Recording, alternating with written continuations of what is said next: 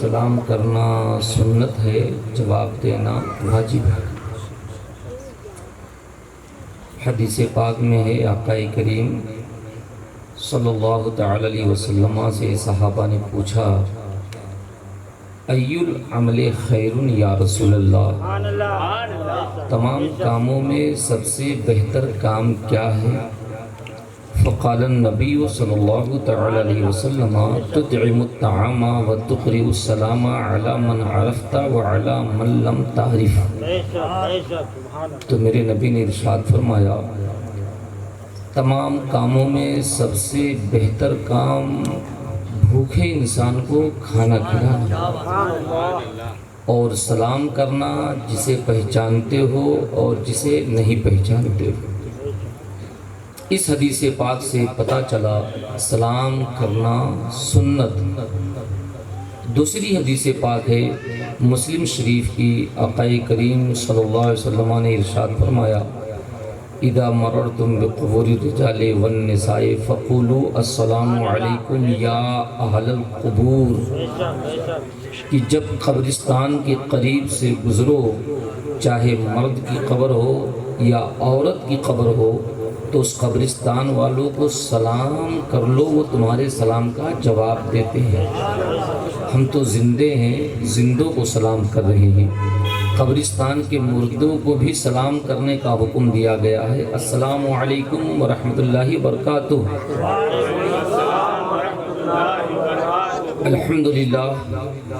الحمدللہ الذی فضل سیدنا محمدا العالمین جمیعا وأقامه يوم القيامة للمذنبين المتلوثين الخطائين الهالكين شفيعا، فصلى الله تعالى وسلم وبارك عليه وعلى كل من هو محبوب مرضي لديه، صلاة تبقى وتدوم بدوام الملك الحي القيوم۔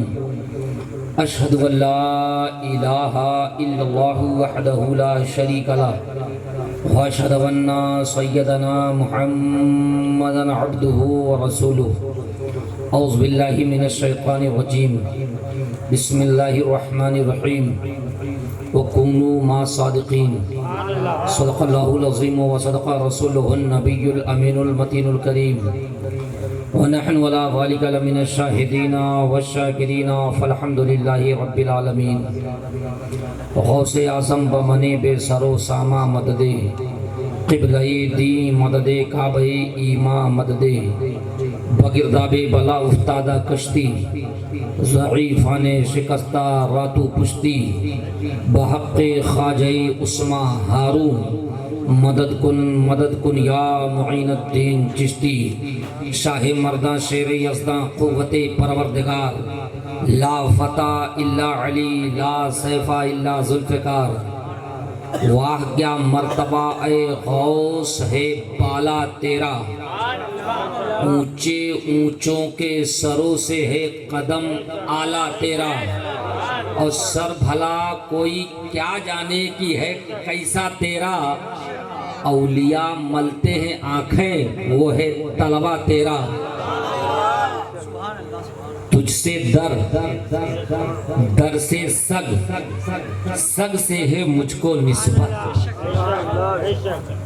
تجھ سے در سے سگ، اعلیٰ حضرت عظیم البرکت، سراپا کنز و رحمت، خواص بحر و معرفت، امام عشق محبت، اعلیٰ حضرت نے عشق رسالت کا چراغ جلایا، جلانے کے بعد نبوت کو بالائے بلندی پہ رکھا، اولیاء کرام کے نور کے تاج کو مابین رکھ کر کے درجہ متعین کیا۔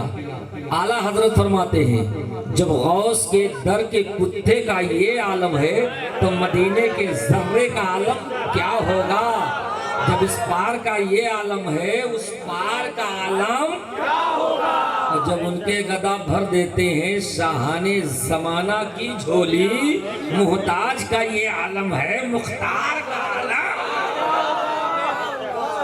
ارے جب جھولا چھاپ ڈاکٹر کینسر ٹھیک کر دے تو MBBS کے پاس بعد میں چلو، بھارت میں ہو تو پہلے غریب نواز کے دیار میں چلو، مخدوم کچھوچھا چلو، علاء الحق پنڈوا چلو، شرف الدین یحییٰ منیری چلو، صابر کلیر کے یہاں چلو، اور اگر دل بیمار ہو جائے تو بریلی کے دھرتی پہ چلو، اعلیٰ حضرت کے دروازے کو پکڑو اور کہو اے سیدی سرکار اعلیٰ حضرت میں مجرم ہوں آقا مجھے ساتھ لے لو۔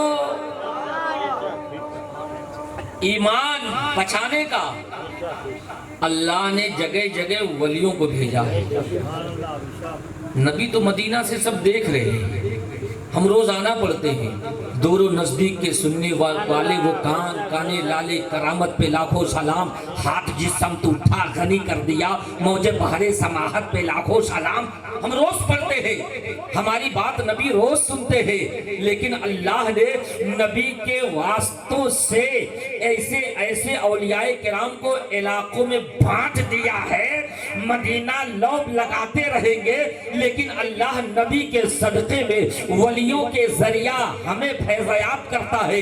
جو جس علاقے میں ہے کہیں نہ کہیں ولی ضرور ہے اور وہ ولی کے ذریعہ ہم فیض۔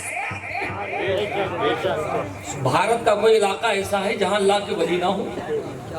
اب میں آپ کو بتاؤں مختصر میں، ولی دو قسم کے ہوتے ہیں۔ میں شریعت کے روح سے چلوں، اس کے بعد میں پھر اولیاء کرام کی بارگاہ میں آؤں۔ امام صاحب آپ پیچھے پڑھ رہے ہیں، آپ قرآن شریف پیچھے ہو پا رہا نہیں میں سائڈ میں ہوں، نہیں پیچھے۔ امام کا چہرہ دیکھنا بھی عبادت ہے۔ اللہ کے رسول ارشاد فرماتے ہیں نظر الی وجہ الوالدین عبادت، ماں باپ کے چہرے کا دیکھنا عبادت۔ النظر الی وجہ المصحف عبادت، قرآن عظیم کا دیکھنا عبادت۔ النظر الی بیت الکعبہ عبادت، خانہ کعبہ کا دیکھنا عبادت۔ جو خانہ کعبہ نہیں جا سکتا ہے اسے مسجد چلا جائے، مسجد بھی جانے کی توفیق نہیں ہے، گھر میں قرآن اٹھا لے اور قرآن دیکھ لے، اسے عبادت کا ثواب ملے گا۔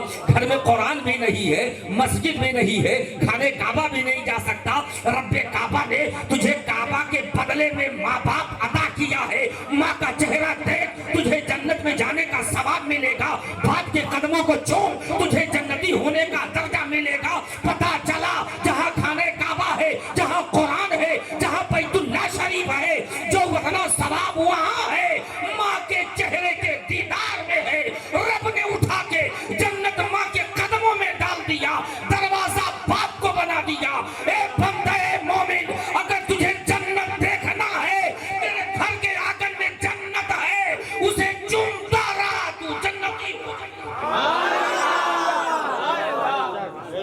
اور ماں باپ اگر انتقال کر گئے ہوں، جنت کی منت مان لیا تو خواجہ غریب نواز کے دروازے پہ چلا جا، جنتی دروازہ وہاں چوم لے، تیری بننا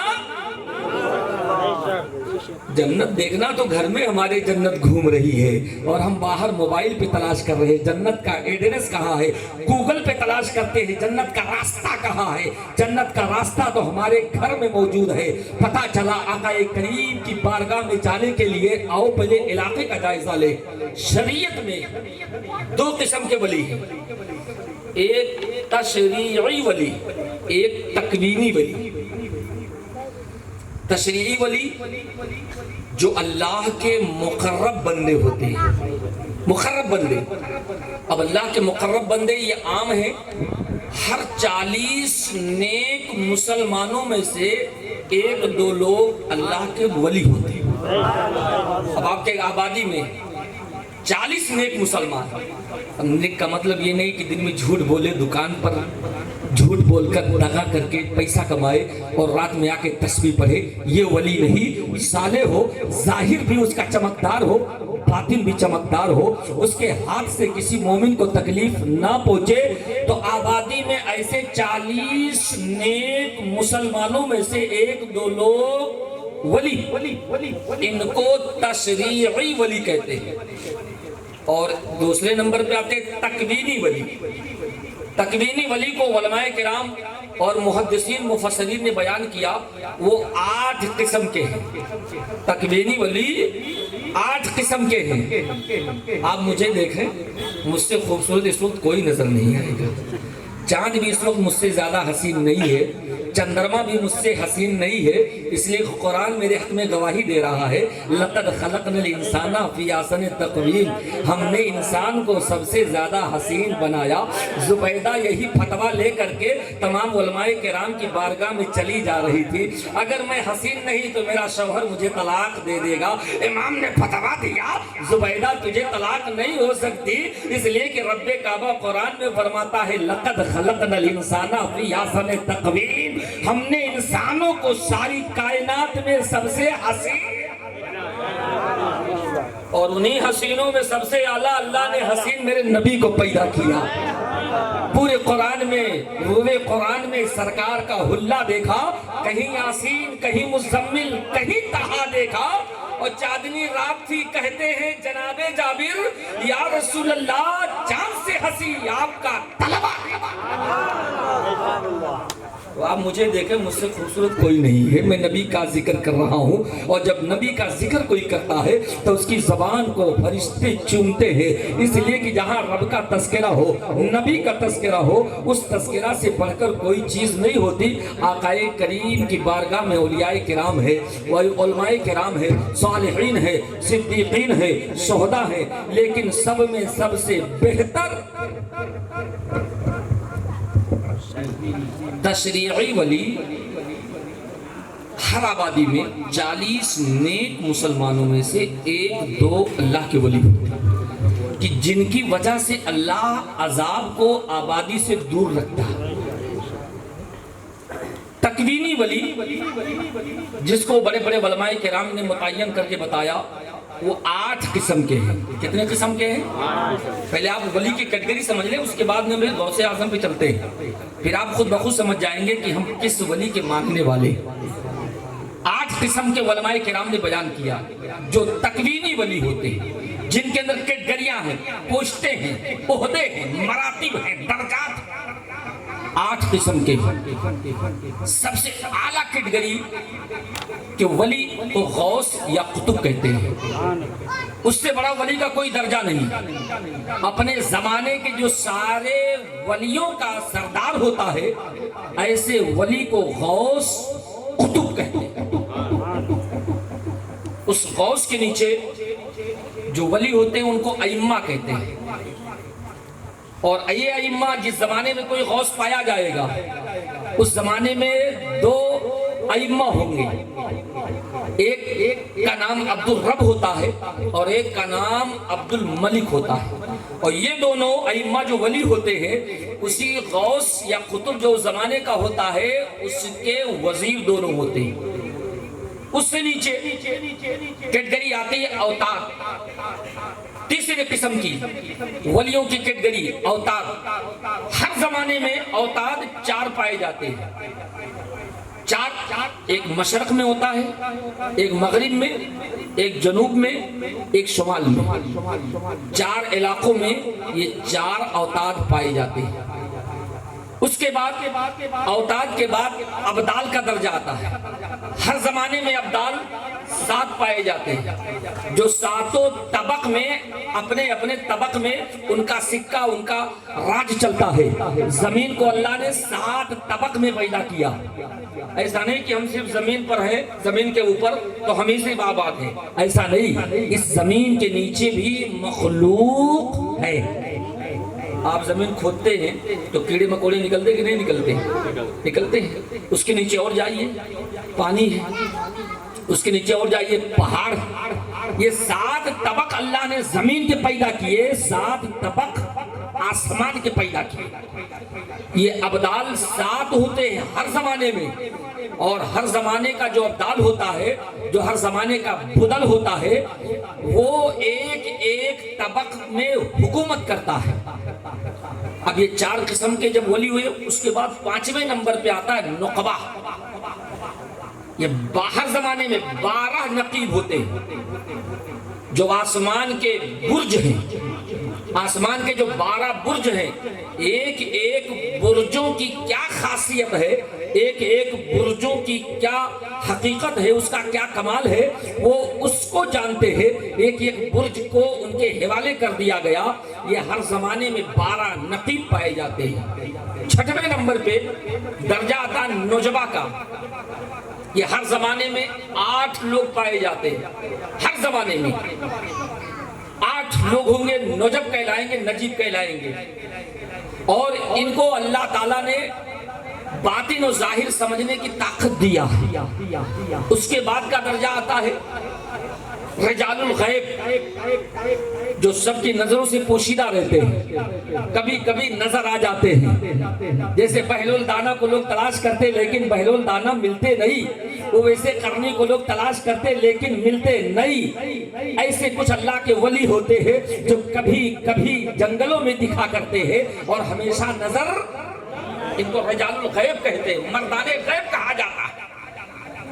8ویں قسم کے اولیاء ہر زمانے میں رجال الغیب، یہ 10 لوگ پائے جائیں گے ہر زمانے میں۔ 8ویں قسم پر جو علماء کرام بیان کرتے ہیں رجبی ولی، جو ہر زمانے میں 40 افراد پائے جائیں گے۔ اور یہ ولیوں کا معاملہ رجب کے مہینے میں 1 تاریخ سے لے کر کے اخیر تاریخ تک ان اولیاء کرام کا سکہ پوری دنیا کے اندر چلتا ہے۔ ان کو رجبی اولیاء کہا جاتا ہے۔ اب یہ 8 قسم کے اولیاء کرام کی کیٹگری علماء کرام، فقہاء اعظام، محدثین، مفسرین نے تحقیق کر کے نکالا، لیکن ان ساروں میں جو سب سے اعلیٰ ہے اسے غوث کہتے ہیں۔ اور میرے غوث شیخ عبد القادر محی الدین جیلانی بغدادی کا معاملہ صرف غوث نہیں ہے، میرے غوث اعظم غوث الاغواث ہے، سارے غوث کے غوث ہے، سارے قطب کے قطب ہے۔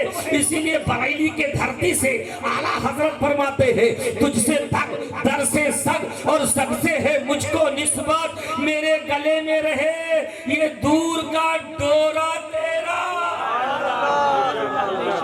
اور اس نشانی کے جو سگ ہیں نہیں مارے جاتے، اس نشانی کے جو سگ ہیں، سگ مانے کتا، اس نشانی کے جو سگ ہے نہیں مارے جاتے، میرے گلے میں رہے حشر تک پٹا تیرا۔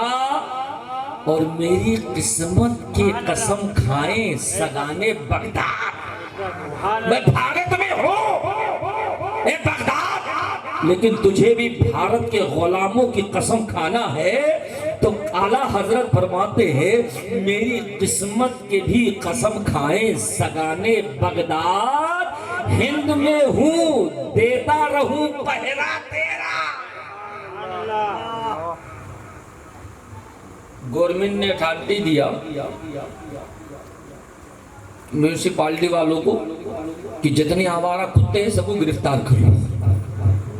صبح سویرے فجر کے بعد میں گاڑی ٹرک لے کر کے، آئسر لے کر کے، سارے کارندے کام کرنے والے ہتھیار لے کر کے گلی کوچوں میں چلے گئے کہ جتنے کتے ہیں سب کو گرفتار کر لو، عوام کو تکلیف پہنچ رہی ہے۔ سب گرفتار کر کے پھٹافٹ کتے کو اندر پورا پور کے لے کر کے سٹی کے باہر گئے۔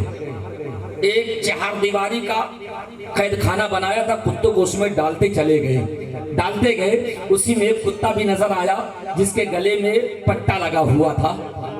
ان تمام گورنمنٹ کے مزدوروں نے کہا کہ سارے کتوں کو اندر ڈال دیا، لیکن ایک کتا ایسا لگتا ہے کہ یہ پالتو کتا ہے اور اس کا مالک تلاش کرے گا، کہیں پولیس اسٹیشن جا کر کمپلین نہ کر دے کہ میرے کتے کو کوئی چور چوری کر لے گیا ہے، اس لیے جلدی کرو ورنہ ہمارے اوپر FIR ہو جائے گا، جلدی کرو یہ پٹے والے کتے کو جلدی سے اس کے گاؤں میں پہنچاؤ ورنہ ہمارے نام سے FIR پولیس اسٹیشن میں ہو جائے گا۔ وہ گورنمنٹ کے کارندوں نے فوراً اس کتے کو گاڑی پہ ادب و احترام سے کہیں چوٹ نہ لگ جائے، کہیں سے خراش نہ آ جائے، نہیں اس کا مالک ہم سے تاوان مانگے گا، اس کا مالک ہم سے بھرپائی طلب کرے گا، اور یہ پالتو کتا لگ رہا ہے، اس کو کوئی ہاتھ نہیں لگا سکتا۔ گلی کوچے میں لا کے چھوڑ دیا۔ چھوڑنے کے بعد میں گاؤں والوں سے اس گورنمنٹی آدمی نے پوچھا یہ بتاؤ اس کتے کو پہچانتے ہو؟ اس کے گلے میں پٹا ہے، اس کے مالک کا گھر کہاں ہے؟ تو آبادی کے بچے نے جواب دیا یہ پھلا صاحب کا کتا ہے، اس کے گلے میں پٹا اس کی نشانی ہے، اس کتے کو کوئی چھو نہیں سکتا، سکتا، اس کو کوئی مار نہیں سکتا،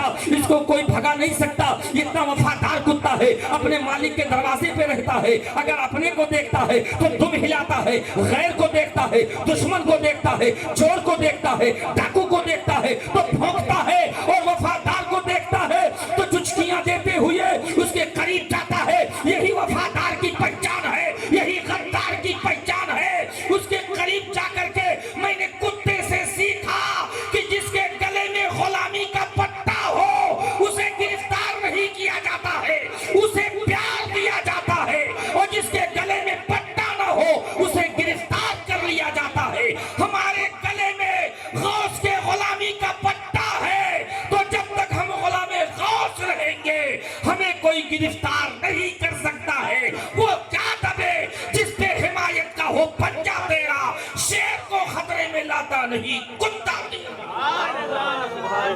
غوث ایسے ان کا نام لیوا بھارت کے کسی علاقے میں ہو، غوث اعظم اس کی مدد کرتے ہیں۔ آپ فرماتے ہیں میرا نام لیوا اگر مشرق میں ہے اور میں مغرب میں رہوں اور وہ مجھے وہاں سے پکارے تو میں اس کی فریاد کرتا ہوں۔ لوگ کہتے ہیں اللہ کے ولی سن نہیں سکتے، اللہ کے ولی کو اللہ نے اتنی طاقت دیا ہے۔ بڑے پیر دستگیر غوث الاخواص، ابھی میں نے رجال الغیب کا نام بتایا، یہ رجال الغیب وہ ولی تھے کہ شیخ شرف الدین یحییٰ منیری پٹنہ بہار اللہ کے وہ مقدس ولی ہیں، ان کا جنازہ مخدوم سمرانی کچھوچوی علیہ رحمت الرضوان نے پڑھا، اور انہوں نے وصیت کیا تھا کہ میرا جنازہ وہ ولی پڑھے گا جو تہجد گزار ہوگا، اپنے زمانے کا سب سے اعلیٰ قسم کا ولی ہوگا۔ انتقال ہو گیا، مریدین جنازہ لیے بیٹھے، حضرت کی وصیت تھی میرا جنازہ کوئی عالم نہیں پڑھے گا، سید زادہ پڑھے گا، وہ بھی اپنے زمانے کا بہت بڑا ولی ہوگا۔ مریدین راستہ دیکھ رہے ہیں، کوئی مشرق میں دیکھ رہا ہے، کوئی مغرب میں دیکھ رہا ہے، آبادی کے باہر مریدین چلے گئے، وہ جنازہ پڑھانے والا کب آئے گا، اور حضرت کی وصیت تھی کوئی دوسرا جنازہ۔ انتظار کرنے کے بعد مغرب سے تھوڑا پہلے حضرت کی سواری مخدوم کچھوچا اپنے پیر و مرشد علاء الحق پنڈوی سے ملاقات کرنے کے ارادے سے جا رہے تھے۔ اسی آبادی کے قریب سے گزرے تو دیکھا کہ مجمع لگا ہے، تو مخدوم سمنا نے سوچا لاؤ اس مجمع سے لوگوں سے ملاقات کروں۔ قریب پہنچے تو مجمع دیکھ کر کے دوڑا اور کہا حضور آپ سید زادے ہیں؟ مخدوم سمنا نے کہا اس میں پوچھنے کی وجہ کیا ہے، میرا چہرہ بتا رہا ہے میں جنت کا پھول ہوں، میرا شجرہ بتا رہا ہے آلے رسول ہوں۔ مجمع نے جب قریب کیا مخدوم سمنا نے کہا باقی مسئلہ کیا ہے؟ ان لوگوں نے کہا سرکار یہ ہمارے پیر و مرشد ان کی وصیت تھی کہ میرا جنازہ کوئی سید زادہ ہی پڑھے گا جو اللہ کا ولی ہوگا۔ مخدوم سمنا گئے کہ یہی میرا راستے کا انتظار تھا، آخر یحییٰ منیری نے میرا راز کھول دیا۔ مخدوم سمنا گئے، جنازے کی نماز پڑھی اور اس کے بعد جنازے کو قبر میں اتارا، اتار کے چلنے لگے، یحییٰ منیری نے قبر سے ہاتھ باہر نکال دیا۔ مریدین ہاتھ اندر کرتے ہیں، مٹی ڈال دیتے ہیں، اور جیسے مریدین چند قدم پیچھے چلتے پھر ہاتھ باہر، پھر اندر کر دیا، مٹی ڈالا، چند قدم آگے گئے، پھر ہاتھ باہر۔ یا اللہ یہ کیا ہوا؟ دوڑتے ہوئے مخدوم سمنا کے پاس آئے، کہا سرکار غضب ہو گیا، ہم ہاتھ کو اندر کرتے ہاتھ باہر آ جاتا ہے، اور میرے پیر و مرشد کا ہاتھ نظر آ رہا ہے، ماٹی ڈالتے ہیں لیکن ماٹی کو چیر کر کے ہاتھ باہر آ جاتا ہے۔ مخدوم سمنا نے آنکھ بند کیا، مطالعہ کیا تو نظر آیا کہ ان کی ایک وصیت باقی رہ گئی ہے۔ کہا کہ رجال الغیب مردان غیب سے ان اولیاء کرام نے ایک ٹوپی دیا تھا، اور اس ٹوپی کو یحییٰ منیری کی وصیت تھی کہ جب میں انتقال کر جاؤں تو یہ ولیوں کا دیا ہوا یہ مقدس تبرک میری قبر کے اندر ڈالنا، یہ ٹوپی میری قبر میں رکھنا۔ تم نے وصیت پوری نہیں کیا، جاؤ وہ ٹوپی لے کر کے آؤ۔ مریدین نے کہا بات حضور صحیح ہے، میرے پیر نے مجھے کہا تھا کہ جب میرا انتقال ہو جائے تو یہ ٹوپی میرے قبر میں رکھنا۔ ہم بھول گئے کہ ٹوپی لے کر کے آئے، مخدوم زمنہ نے ہاتھ میں رکھا، جیسے ہاتھ میں رکھا فوراً ہاتھ اندر چلا گیا، ماٹی ڈال کے برابر کر دیا۔ اب اس کے بعد مخدوم زمنہ نے وہاں رات گزاری۔ رات میں جب سوئے تو یحییٰ منیری خواب میں آئے، مسکرا کر کے مخدوم زمنہ کا استقبال کیا۔ اس کے بعد میں کہا مخدوم زمنہ تم جا رہے ہو اپنے پیر و مرشد علاء الحق پنڈوی کے یہاں، تو میرے یہاں سے بھی کچھ تبرک لیتے جانا، میرا خرقہ میرا جبہ رکھا ہے وہ تم لے کر کے جانا۔ جب صبح آنکھ کھلی مخدوم زمنہ نے اس جبے کو لینا چاہا تو مریدین نے کہا حضور یہ میرے پیر و مرشد کی نشانی ہے، آپ اسے نہ لے جائیں۔ مخدوم زمنہ نے فرمایا یہ یحییٰ منیری کی وصیت ہے کہ اسے میں لے کر جاؤں۔ سب کھڑے ہو گئے، مرید اپنے پیر کے خلاف تو جائے نہیں، چاہے سر قلم ہو جائے، اشرفی ہے تو رضوی خلاف نہیں جائے گا، رضوی ہے تو اشرفی خلاف۔ اور جبکہ اگر دیکھا جائے تو دونوں ایک ہی پنگھٹ کے پانی پینے والے ہیں، چاہے رضوی ہے تو اسی سمندر کا پانی پینے والا ہے، اشرفی ہے تو اسی سمندر کا پانی پینے والا ہے، چشتی ہے تو بھی اسی سمندر کا پانی پینے والا ہے، اور سارے لوگوں کا میں خانہ قادری ہے۔ اس لیے رضوی اشرفی کے خلاف نہیں، اشرفی رضوی کے خلاف نہیں۔ اشرفیوں نے اولاد رسول کو چمکایا ہے تو رضوی نے اسی اولاد رسول کا مرتبہ بتایا ہے۔ جو عقیدہ پھیلائے انہیں آل رسول کہتے ہیں، اور جو عقیدہ بچائے اسے غلام رسول کہتے ہیں۔ مخدوم زمنہ نے خرقہ لیا، جبہ لیا، لے کر کے چلنے لگے۔ مریدین نے کہا حضور میرے پیر کی نشانی ہے، لے جانے نہیں دوں گا۔ مخدوم زمنہ اللہ کے ولی تھے، مسکرانے لگے، کہا ٹھیک ہے، جبہ شریف لے چلتے ہیں، یحییٰ منیری کے قبر پہ رکھتے ہیں، جو چاہے جس کے نصیب میں ہوگا اٹھا کر لے کر چلا جائے گا۔ مخدوم زمنہ نے جبہ خرقہ قبر یحییٰ منیری پہ رکھا، رکھنے کے بعد آپ نے اعلان کر دیا جاؤ جس کے نصیب میں ہوگا اٹھا کر لے کر جائے گا۔ ایک ایک کر کے مرید آتے رہے، اٹھاتے رہے، جبہ ہلتا نہیں تھا، لوگ آتے گئے اٹھاتے گئے، جبہ نہیں ہلتا۔ جب سب لوگ کر کے چلے گئے جبہ ہیلا نہیں، مخدوم زمنہ آئے، اپنا داہنا ہاتھ رکھا، ایسے اٹھایا جیسے قبر سے پھول اٹھاتے ہیں، اٹھا کر کے لے کر چلنے لگے۔ مریدین نے پوچھا آپ کا خانقاہ، آپ کا شجرہ؟ مخدوم پاک نے جواب دیا میرا پیر علاء الحق پنڈوی ہے، اور میں زمنہ کا بادشاہ تارک السلطنت ہوں۔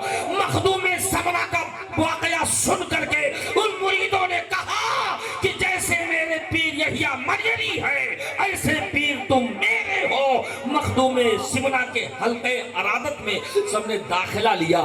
ایسے ہوتے ہیں اللہ کے ولی، جب موقع پڑتا ہے تو اپنا تصرف دکھاتے ہیں، اور جب وقت نہیں ہوتا ہے تو اللہ کے ولی خاموش ہوتے ہیں۔ آؤ غوث اعظم کی بارگاہ میں چلو۔ غوث اعظم نے ایسے وقت میں پیدائش کا اپنا سنہرا جلوہ دکھایا جس وقت پورے بغداد کے اندر لوگ اپنے اپنے جادوگری کا لوہا منواتے تھے، لوگ اپنے اپنے عیسائیت کے دھرم کا پرچار و پرشاد کر رہے تھے۔ غوث اعظم جب پیدا ہوئے تو ولیوں کا بہت بڑا علاقہ ہے بغداد، کوئی ایک ولی نہیں، جدھر نظر ڈالو ادھر ولیوں کا ڈھیر ہے۔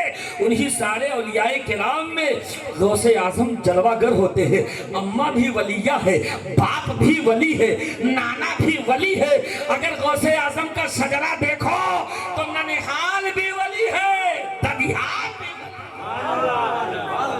ہے۔ اتنے بر نہیں، حسنی حسینی سید ہے، نجیب الطرفین، دونوں جانب سے مجمع بحرین ہے، حسنی رنگ بھی ہے، حسینی جلال بھی ہے، فاطمہ زہرا کے دودھ کا رنگ روپ اثر بھی ہے، مصطفیٰ جان رحمت کا حکمت بھی۔ اس لیے کہ اللہ کے رسول نے دیکھو ولی کے لیے صرف عبادت کافی نہیں ہے، ساتھ ہی ساتھ علم بھی ضروری ہے۔ غوث اعظم خود فرماتے ہیں کہ اللہ نے مجھے بہت علم دیا، نانا سے لیا، ابا سے لیا، اماں نے تو 70 پارہ کا حافظ بنا ہی دیا تھا۔ پتہ چلا صرف ابا پہ ضروری نہیں ہے پڑھانا، اماں پہ بھی ضروری ہے کہ جب بچے پیدا ہوں تو اماں پہ ضروری ہے کلمہ، درود، تحیات، نماز کا طریقہ، وضو کا طریقہ، یہ ابا نہیں اماں بتائے گی۔ پہلا مدرسہ اماں کی گود ہے، اس لیے اماں پہ ضروری ہے۔ پہلے بچے کو درود کون پڑھائے گا؟ کون پڑھائے گا؟ مولوی صاحب پڑھائیں گے؟ کون پڑھائے گا؟ اماں۔ جنت کون ہے؟ اماں۔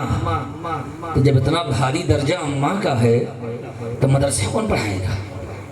جس کی تنخواہ زیادہ ہوگی اس کے اوپر کام بھی زیادہ ہوگا، بھی اماں پلائے گی، درود بھی اماں پڑھائے گی، کلمہ بھی اماں پڑھائے گی، کھانا بھی اماں کھلائے گی، کپڑا بھی اماں دھلے گی، کپڑا بھی اماں پہنائے گی۔ جب یہ ساری مشقتیں اماں برداشت کرتی ہے تو رب کعبہ نے ارشاد فرمایا، اے بیٹا اگر تو کندھے پر بٹھا کے اپنے اماں کو طواف کرے گا تب بھی تو اپنے ماں کا حق ادا نہیں کر سکتا۔ اگر تو پوری زندگی اپنے ماں کو لقمہ کھلاتا رہے تب بھی تو ایک درد کا بدلہ ادا نہیں کر سکتا۔ اس لیے اپنے ماں کو جب بھی دیکھو محبت کی نگاہ سے دیکھو، مسکرا کے دیکھو، اپنے ماں کے ہاتھ کو چومو تو محسوس کرو یا اللہ میں نے جیتے جی دنیا میں جنت کو چوم لیا۔ آج کل تو شادی ہو گئی، 25 سال اماں نہیں پڑھا پائی، لڑکا نہیں پاس ہوا، شادی ہوئی 1 ہفتہ اٹھواڑیہ گزرا کہ بیوی نے پاس کرا۔ 25 سال اماں نے پڑھایا، بیٹا نہ اماں کو سمجھ پایا، اماں نہ بیٹے کو سمجھ پائی۔ 1 ہفتہ ہوا، بیوی آئی، آنے کے بعد اپنا جادو کا اثر دکھایا اور بچے کو اسے پاس کر دیا۔ اب اٹھواڑیے کے بعد بیٹا کہتا اماں ہمارا گزر بسر بیوی کے ساتھ یہاں نہیں ہوگا، میں چاہتا ہوں کہ الگ کوئی مکان لے کر کے کرائے پہ رہو۔ یاد رکھو جیسی کرنی ویسی بھرنی، کما تدین و تدان، جیسا کرو گے ویسا بھرو گے۔ اگر تم نے کسی کے بیٹے کو چھینا ہے تو کل تجھ سے تیرا بیٹا چھینے گا۔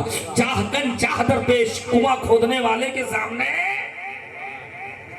اس لیے جب اماں بچپن میں دودھ پلائے تو درود پڑھے، کلمہ پڑھے، نبی پر نعت پڑھے۔ ابھی آپ کے محبوب مستجاب نعت پڑھ رہے تھے تو ایسا لگ رہا تھا کہ ہم بھارت میں نہیں مدینہ میں بیٹھے ہیں، اور کبھی کبھی بغداد آ جاتے تھے اور فوراً ہم کبھی کبھی اجمیر بھی پہنچ جاتے تھے، اور فوراً ایسا لگتا تھا کہ کربلا میں بیٹھے ہیں۔ یہ نعت کا کمال ہے، بیٹھے بھارت میں ہیں، کبھی بغداد پہنچ گئے، کبھی اجمیر پہنچ گئے، کبھی خانہ کعبہ چلے گئے، کبھی مدینہ چلے گئے۔ یا اللہ نعت کی اتنی بڑی برکت ہے، نعت صرف بھارت میں نہیں پڑھی جاتی ہے۔ ارے نبی کے زمانے میں حسان ابن ثابت بھی پڑھا کرتے تھے، کعب ابن زبیر مزنی بھی پڑھا کرتے تھے، علامہ بوصیری بھی پڑھا کرتے تھے۔ تو نعت پڑھنا یہ غلاموں کی سنت ہے، انعام دینا نبی کی سنت ہے۔ اچھا آدمی جیسا ہوتا ویسے انعام بھی دیتا ہے۔ اگر آدمی بیوپار ہے، بیوپاری ہے تو پیسہ کوڑی دے گا، اگر کھیتی باڑی والا آدمی ہے تو غلہ پانی دے گا، کپڑے کے بزنس والا ہے تو رومال ہی کپڑا اٹھا کر کے دے گا انعام میں۔ نبی کے زمانے میں بھی انعام دیا جاتا ہے۔ نبی کی بارگاہ میں کعب ابن زہیر مزنی آئے، نبی کی بڑی برائیاں لکھا کرتے تھے، بڑے بڑے نبی کی برائیاں گستاخیاں لکھتے تھے۔ صحابہ کرام نے نظر پڑی، صحابہ نے کہا یا رسول اللہ کعب بڑی گستاخیاں کرتا ہے۔ نبی نے ارشاد فرمایا کعب کو جہاں دیکھو قتل کر دو۔ صحابہ کرام تلاش کر رہے تھے، خبر پہنچ گئی کعب تک کہ نبی کے وفادار تلاش کر رہے ہیں، کعب چھپ جاؤ۔ کعب چھپتے رہے، مہینہ 2 مہینہ گزر گیا۔ ایک دن نبی تشریف فرماتے، کعب بن زہیر نبی کی بارگاہ میں آئے، آنے کے بعد کہنے لگے یا رسول اللہ ایک مسئلہ۔ نبی نے ارشاد فرمایا بولو۔ تو کعب بن زہیر نبی پہچان لے، اس لیے کہ نبی سب کو جانتے، کون یہ ہے، اس کا باپ کون ہے، ماں کون ہے، خاندان کیا، شجرہ کیا ہے، یہ کل کیا کرے گا، ابھی کیا سوچ رہا ہے، نبی سب جان رہے ہیں۔ کعب آیا، آنے کے بعد میں کعب بن زہیر مزنی نے کہا یا رسول اللہ ایک مسئلہ ہے، ایک آدمی ہے وہ آپ کی بڑی برائی کرتا ہے، اپنا شعر میں آپ کو گالیاں دیتا ہے، اگر وہ آپ کی بارگاہ میں آئے اور معافی مانگ لے اور توبہ کر لے تو کیا آپ اسے معاف کر دیں گے؟ آقا کریم مسکرائے، ارشاد فرمایا کہ اگر وہ گناہ کر لیا، گالیاں دیتا ہے، گستاخیاں کرتا ہے، سب کچھ ہے، اگر وہ معافی مانگ لیتا ہے تو اللہ بڑا مہربان ہے، رؤوف الرحیم ہے، اللہ معاف کر دیتا ہے، میں بھی اسے معاف کر دوں گا۔ کعب ابن زہیر قدموں پہ گرے، کہا یا رسول اللہ، میں ہی کعب ابن زہیر مذنب ہوں جو میں آپ کو گالیاں دیا کرتا تھا، مجھے معاف کر دو یا رسول اللہ۔ آج سے یہ زبان نبی کی تعریف بولے گی، اب گالی زبان پہ نہیں، نبی کی مدح سرائی۔ کعب ابن زہیر لکھا اور پورا قصیدہ لکھ دیا، اس قصیدے کا نام قصیدہ بانت سواد، وہ پورا قصیدہ لکھا۔ اللہ کے رسول خوش ہو گئے، ارشاد فرمایا، چادر لیا، لے کر کے زہیر کو دیا، کہا کعب بن زہیر یہ بطور تحفہ لے کر جاؤ، تاکہ تمہارے گلے میں جب جب یہ چادر آئے تو تمہاری گردن میں یہ محسوس ہو کہ نبی کا دیا ہوا تحفہ میرے گردن پر ہے، اور یہ قیامت تک تمہارے لیے خوش بختی کا تاج رہے گا۔ علامہ بوسیری نے جب نبی کے بارے میں تعریف لکھی تو نبی نے انہیں چادر عطا فرمایا، اس لیے اس قصیدے کا نام ہی ہے قصیدہ بردہ۔ اصل میں اس قصیدے کا نام ہے الکواکب الدریہ فی مدح خیر البریہ، یہ اس قصیدے کا نام ہے۔ لیکن نبی نے جب انہیں چادر دیا، خواب میں تشریف لائے اور نبی نے انہیں چادر عنایت کیا، جب صبح اٹھے بیدار ہوئے تو دیکھا ہے چادر، اب خوش ہو گئے، تو انہوں نے سوچا میرا خواب سچا۔ بہت بڑے عالم کے پاس گئے، انہوں نے کہا ایسے ایسے میں نے خواب دیکھا اور یہ چادر ہمیں تحفے میں ملی ہے۔ چادر سنتے ہیں تو خوشبو، علماء نے بتایا یہ خوشبو ایسی ہے جو ختم ہونے والی نہیں ہے، لگتا ہے نبی نے تمہیں تحفہ عطا فرما دیا ہے۔ تب سے اس قصیدے کا نام قصیدہ بردہ پڑا۔ آپ بھی قصیدہ بردہ سنتے ہیں، مولا یا صلی وسلم دائماً ابدا پڑھتے بھی ہیں، پڑھاتے بھی ہیں، سنتے بھی ہیں۔ یہ قصیدہ اتنا مشہور ہوا کہ آج پورے دنیا کے اندر پڑھا جاتا ہے۔ حسان ابن ثابت نے نبی کی تعریف کیا، نعت نبی پڑھی تو نبی نے انہیں بھی چادر، نبی کے چچا حضرت عباس نے عرض کیا یا رسول اللہ آپ کے بارے میں تعریف لکھتے ہیں، کیا میں بھی کچھ تعریف لکھوں؟ نبی مسکرائے، ارشاد فرمایا عباس میرے چچا آپ بھی نعتیں پڑھو۔ عباس نے نبی کے بارے میں تعریفیں لکھی تو نبی نے انہیں چادر نہیں دیا، نبی نے ان کے لیے دعا فرمائی، یا اللہ عباس میرے چچا کے منہ کو سلامت رکھنا، ان کے دانت کو سلامت رکھنا، ان کا چہرہ مہکتا رکھنا، ان کا چہرہ چمکتا رکھنا۔ نبی نے دعا فرمائی۔ نعت لکھنے کے صدقے میں پتہ چلا نعت پڑھنا صحابہ کی سنت ہے، دعا دینا، تحفہ دینا یہ غلام کی نبی کی سنت۔ اس لیے بھی آپ نعت شریف پڑھ رہے تھے، ہم لوگ سن رہے تھے، خوش ہو رہے تھے، الگ الگ طریقہ تھا۔ غوث اعظم کی بارگاہ میں بھی بڑے بڑے لوگ آ کر کے اپنا نذرانہ پیش کرا کرتے تھے۔ غوث اعظم نے مدرسے میں قدم رکھا تو آپ نے علم دین حاصل کیا۔ ولی کے لیے ظاہر علم سیکھنا بھی ضروری ہے، باطن علم بھی سیکھنا ضروری ہے۔ غوث اعظم فرماتے ہیں میں جب بغداد میں پڑھ رہا تھا اور میں مدرسے میں جایا کرتا تھا تو جدھر سے گزرتا تھا بچے کھڑے ہو جاتے تھے اور بزرگ بھی کھڑے ہو جاتے تھے جو اس زمانے کے ولی تھے، غوث اعظم کو دیکھ کر مسکراتے تھے اور کہتے تھے یہ بچہ اپنے زمانے کا ولیوں کا سردار ہے، اس بچے کو معمولی بچہ نہ سمجھو، یہ غوث اعظم ہے۔ غوث اعظم فرماتے ہیں ترست العلم حتی صرت قطبا ونلت السعادہ من مولا الموالی، میں نے علم حاصل کیا یہاں تک کہ میں قطب بن گیا، یہ غوث اعظم فرماتے ہیں۔ اور غوث اعظم فرماتے ہیں نظر تو الہ بلاد اللہ جمعہ کا خردلۃ فی حکم اتصالی، میں پوری کائنات کو دیکھتا ہوں، لیکن کیسے؟ ایک باریکی آپ کو سمجھاؤں۔ غوث اعظم فرماتے ہیں میں پوری کائنات کو دیکھتا ہوں، کیسے؟ کا خردلۃ، رائی کے دانے کی طرح۔ بولو کیسے؟ رائی کے، ارے رائی سمجھتے ہو نا، سرسو جس سے کھمڑ میں تڑکا مارتے ہیں، سمجھتے ہو نا، کالا رائی۔ غوث اعظم فرماتے رائی کے دانے کی طرح دیکھتا ہوں، پوری دنیا اور نبی فرماتے ہیں کہ میں پوری دنیا کو ایسے دیکھتا ہوں جیسے ہاتھ کی، نبی فرماتے ہیں۔ اور غوث اعظم کیا فرماتے ہیں؟ میں پوری دنیا کو ایسے دیکھتا ہوں جیسے رائی کا، دونوں میں فرق، ہتھیلی دکھ رہی ہے، بولو دکھ رہی ہے نا پوری، کہیں کچھ چھپا ہے؟ کچھ چھپا ہے؟ ارے جلدی بولو بابو، کچھ چھپا ہے؟ نہیں۔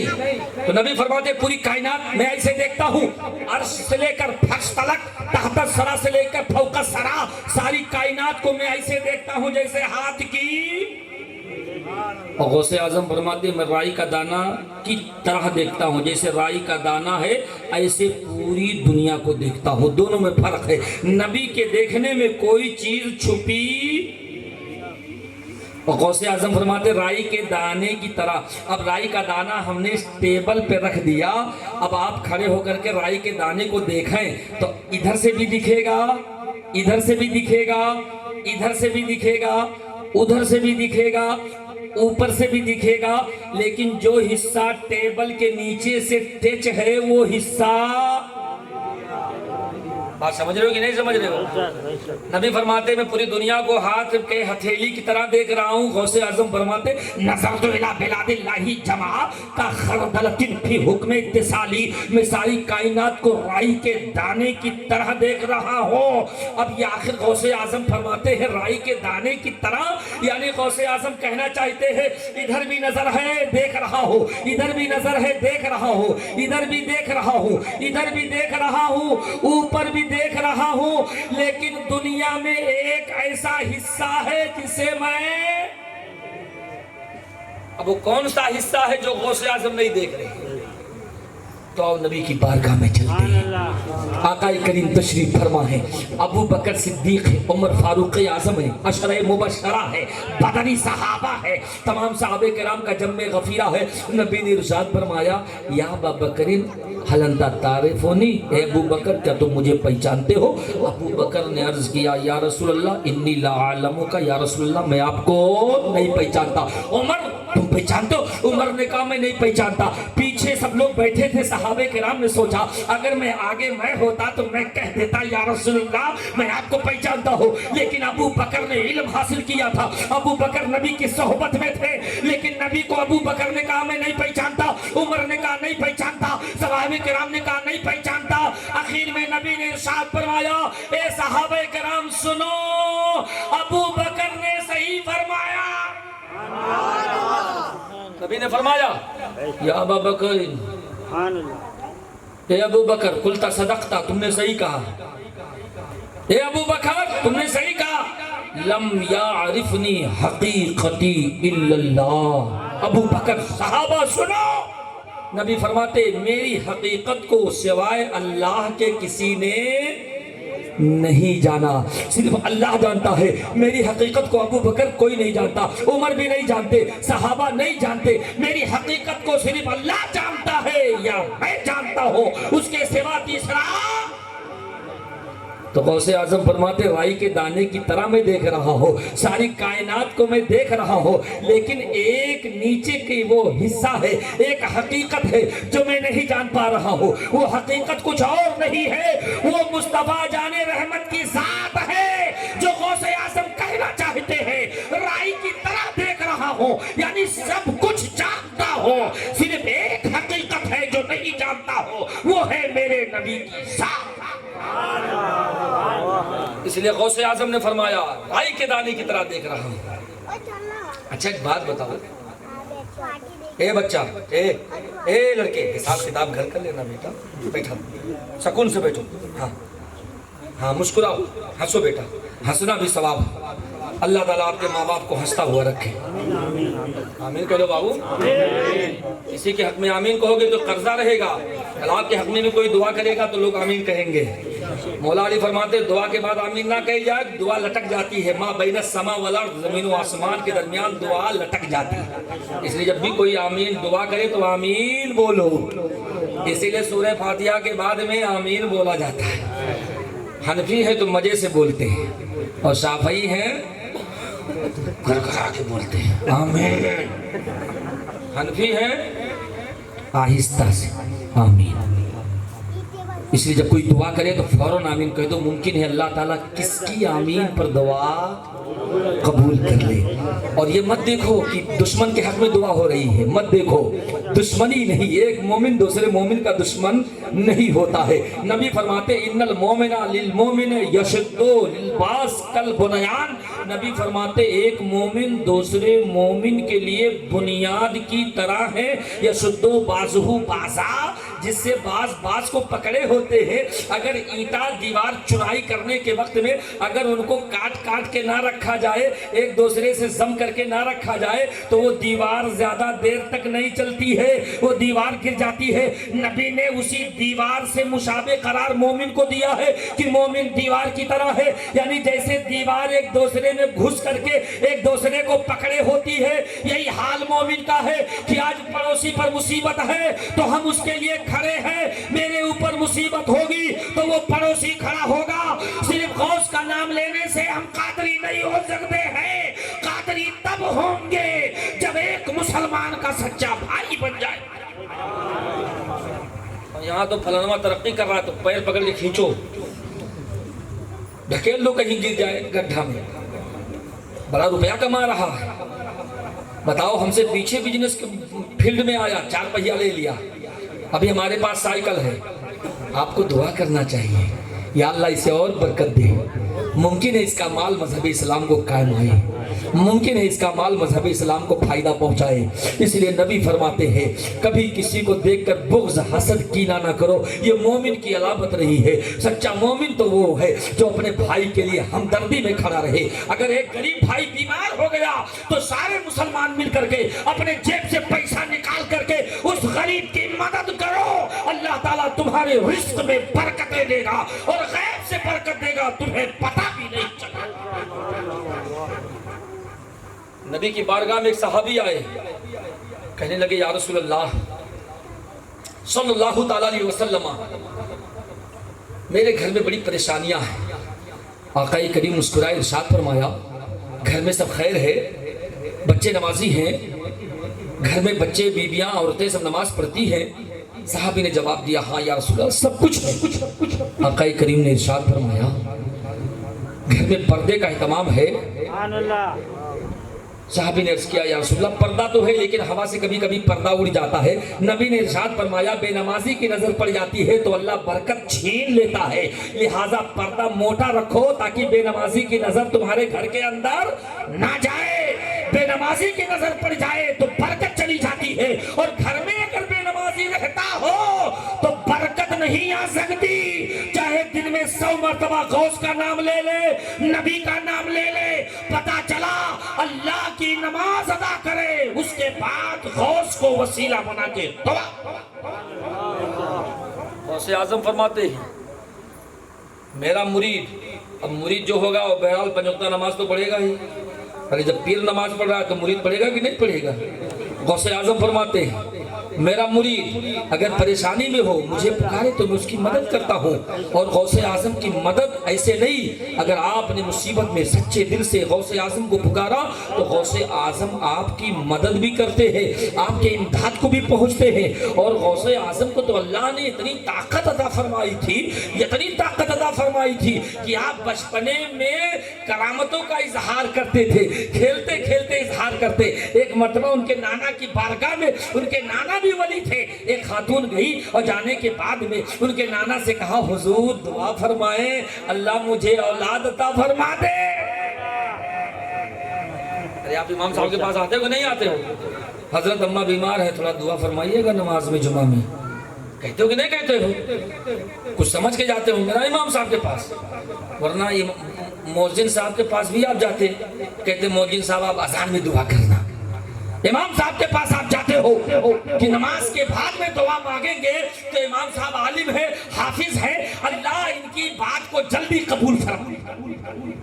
وہ خاتون گئی، جانے کے بعد میں چونکہ اس زمانے میں وہ علاقے میں چرچا تھا غوث اعظم کے نانا کا، اور نانا کا چرچا ہوئے کیوں نہ، اس لیے کہ اس زمانے کے بہت بزرگ پائے کے ولی تھے، آنکھیں بند کرتے تو لوح محفوظ مطالعہ کرتے۔ خاتون گئی بڑی ارمانوں کا جلوہ لے کر کے کہا سرکار دعا فرما دے اللہ مجھے کوئی اولاد دے دے. اب جس کی اولاد نہیں وہی سمجھ پائے گا کہ اولاد دے دے اس کا مطلب کیا ہوتا ہے. اور جس کی اولاد ہیں 2-4 ہیں تو کہے گا کہ اولاد نہ ہو اس کا کیا مطلب ہوتا ہے. جس کی اولاد نہ ہو اس سے پوچھو. جس کی آنکھ نہ ہو آنکھ کا مطلب اس سے پوچھو. جس کے ہاتھ نہ ہو ہاتھ کا مطلب اس سے پوچھو. جس کے پیر نہ ہو اس کا مطلب اس سے پوچھو. وہ خاتون گئی کہا سرکار دعا فرمائے اللہ سے. بڑے پیر کے نانا نے کہا ٹھیک ہے جاؤ اللہ تعالیٰ آپ کو اولادیں عطا فرمائے گا لیکن آپ کے نصیب میں کوئی اولاد. خاتون چلی آئی راستے سے جا رہی تھی. مورخ تحریر کرتے ہیں راستے میں غوث اعظم ملے. کہا خاتون کہاں تشریف لے گئی تھی. چونکہ ولی جو ہوتا ہے دل دیکھ لیتا ہے. ولی کی بارگاہ میں دل سنبھال کے, علماء کی بارگاہ میں زبان سنبھال کے جاؤ. اگر عالم کی بارگاہ میں زبان پھسلی تو فتویٰ دے دے گا. اولیاء کی بارگاہ میں دل پھسلا تو ولی مردود بارگاہ کر دیں گے. اس لیے ولی کی بارگاہ میں دل سنبھال کے عالم کی بارگاہ میں زبان سنبھال. خاتون نے کہا گئی تھی بچہ تم کیا پوچھتے ہو میرے بارے میں تم کیا سمجھو گے. غوث اعظم مسکرائے کہا نانا کے پاس گئی تھی. خاتون کہی ہاں وہ تمہارے نانا. کہا ہاں میرے نانا. کہا گئی تھی لیکن بڑی تمنا لے کر گئی تھی. بڑے زمانے کے مشہور ولی تھے. گئی تھی تمنا لے کر لیکن تمہارے نانا نے بتا دیا کہ لوح محفوظ پہ تمہاری قسمت میں کوئی اولاد نہیں. جاؤ چلی جاؤ. اب میں جا رہی ہوں کیا کروں بڑھاپے کا کوئی سہارا نہیں. میرا کوئی رشتہ دار نہیں. آخر میرے بڑھاپے کا سہارا کون بنے گا. غوث اعظم مسکرائے کہا بڑھیا تجھے مانگنے کا طریقہ نہیں سوال کرنے کا طریقہ نہیں ہے. کہا کیسے. کہا طریقہ میں بتاتا ہوں. اس طریقے سے مانگو گے تو فوراً مل جائے گا. مانگنے کا طریقہ ہوتا ہے سمجھ رہے ہو. اگر غلط طریقے سے مانگے تو مارے بھی جاؤ گے اور اچھے سے مانگے تو ملے گا. سمجھے بیٹا. کل پیسہ مانگو گے نا تو ہاں اماں کے پاس جانا. صبح جانے کے بعد کہنا اماں السلام علیکم میرے ابا کی بیوی مجھے 50 روپیہ لاؤ. اگر اماں روٹی بنا رہی ہیں تو بینن لے کے دوڑائیں گے. بیٹا تمہاری اماں ہوں تمہارے ابا کی بیوی تو ہوں میں سچی بات ہے لیکن مانگنے کا طریقہ غلط ہے. تمہیں 50 ڈنڈے ملیں گے روپیہ نہیں ملے گا. مانگنے کا طریقہ نہیں صحیح ہے. طریقہ بدلو لہجہ بدل جائے گا. طریقہ بدلو دل موم ہو جائے گا. طریقہ بدلو قسمت بدل جائے گی. طریقہ بدلو تقدیر بدل جائے گی. ولی تو وہ ہوتے ہیں جو تقدیر کا لیکھا بدل دے اسی کو ولی کہتے ہیں. جو نہ ہونے کو ہونا بنا دے اسی کو ولی کہتے ہیں. غوث اعظم نے فرمایا اے بڑھیا تجھے مانگنے کا طریقہ نہیں ہے. تجھے طریقہ میں بتاتا ہوں. غوث اعظم نے فرمایا جا تو میرے نانا سے بول کہ اے اللہ کے ولی اگر میرے تقدیر میں لڑکا ہوتا تو تمہاری بارگاہ میں نہیں آتی. میں تو آئی اسی لیے تھی کہ آپ مجھے عطا کر. طریقہ بتا دیا. بڑھیا پلٹ کے گئی. جانے کے بعد پھر سلام کیا. نانا بھی مسکرانے لگے کہ بلا وجہ نواسا پہنچا دیا. کہاں صبر کر کے جا رہی تھی. نواسا نے پھر راستہ پلٹا دیا. نواسا کی بات تھی. نانا کے دل میں تو رحم آئے گا ہی. نانا نواسے کا بڑا گہرا رشتہ ہوتا ہے. نواسا پشت پہ ہو تو نانا نماز پڑھا دیتا ہے. نواسا سامنے ہو تو نانا اسے منبر سے اتر کر چوم لیتا ہے. یہ ہے نانا نواسا کی محبت. نواسا سے پوچھو دادا پیار کرتے کہ نانا. تو لڑکا نانا ہی کا نام لے گا. کہے گا دادا میرے بہت ظالم ہیں نانا میرے دل کے بہت حاتم ہیں. جب بھی نانا کے پاس جاؤ 10 کی نوٹ نکالتے ہیں. دادا کے پاس جاؤ تو دادا کہتے نالائق پڑھتا نہیں جب جب دن میں پیسہ مانگتا. کیوں؟ نانا سے محبت کیوں ہوتی ہے؟ اس لیے کہ بیٹی کے خون کا رنگ اس بچے میں دکھتا ہے اور بیٹی کا خون وہ مہکتا ہے باپ کے لیے. اس لیے کہ باپ کی نظر میں بیٹی سب سے ہے.